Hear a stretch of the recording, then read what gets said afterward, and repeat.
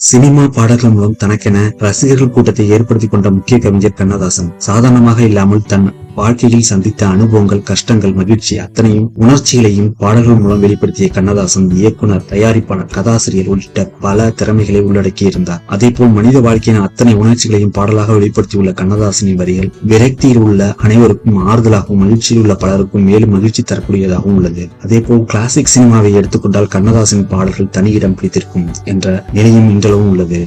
ஒரு பத்திரிகையில் பணி செய்த பொழுது ஒருவர் வேலையை விட்டு நீங்கியதால் அவருக்கு ஆறுதல் அளிக்கும் வகையில் கண்ணதாசனும் அந்த பத்திரிகையிலிருந்து வெளியேறினார். அன்று முதல் அந்த பத்திரிகை வெளியாவது நின்று போனது. அதன் பிறகு சென்னைக்கு வந்த அவர் ஒரு நண்பரின் வலியுறுத்தலின் பேரில் அறிஞர் அண்ணாவின் பேச்சை கேட்கும் வாய்ப்பு கிடைத்துள்ளது. அந்த பேச்சை கேட்ட கண்ணதாசன் ரசிகராக மாறினார். அதன் பிறகு ஒரு நாள் நண்பர்களுடன் மது விடுதிக்கு சென்றுள்ளார். அங்கு கம்பதாசன் இருக்க அவருக்கு கண்ணதாசனை அறிமுகம் செய்து வைத்துள்ளனர். அப்போது கம்பதாசன், உங்களுக்கு குடிப்பழக்கம் இருக்கிறதா என்று கேட்க, இதுவரை இல்லை, இன்றுதான் முதலில் குடிக்கப் போகிறேன் என்று கூறியுள்ளார். இதை கேட்ட கம்பதாசன், மதுவை தொடாதீர்கள், அது உங்களை விடாது என்று சொல்ல, நாளை முதல் இதை தொடவே மாட்டேன் என்று கண்ணதாசன் குடித்துள்ளார். அப்படி சொல்லிவிட்டு குடிக்க தொடங்கிய கண்ணதாசன் தன் வாழ்நாளில் இறுதி வரை இந்த பழக்கத்தை விடவே இல்லை என்பது அனைவருக்கும் தெரியும்.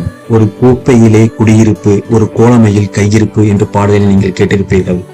இதன் மூலம் கண்ணதாசன் மதுவுக்கு எவ்வாறு அடிமை ஆகியுள்ளார் என்பதை நீங்கள் தெரிந்து கொள்ளலாம். மைண்ட் லவ் சப்ஸ்கிரைப் பண்ணுங்க, பெல் பட்டனை அழுத்துங்க.